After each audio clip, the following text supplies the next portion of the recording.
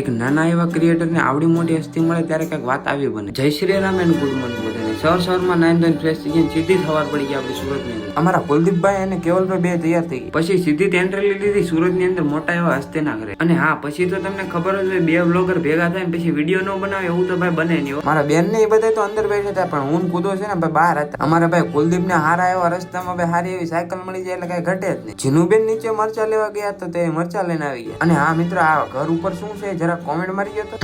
પછી તો થોડીક ગરમી મને થોડીક ગરમી કિશોર પટેલ ને થઈ ગઈ એટલે બે બહાર આવી ગયા. અને હા મિત્રો, અમારા સુરત ની અંદર હોય ને મોટું બેંક બેલેન્સ છે અમારા જીનુબેન પાસે હો. અને તમને ખબર જ હોય બધા ભેગા થાય એટલે હવાણું ન કરે એવું તો ભાઈ બને નહીં હો.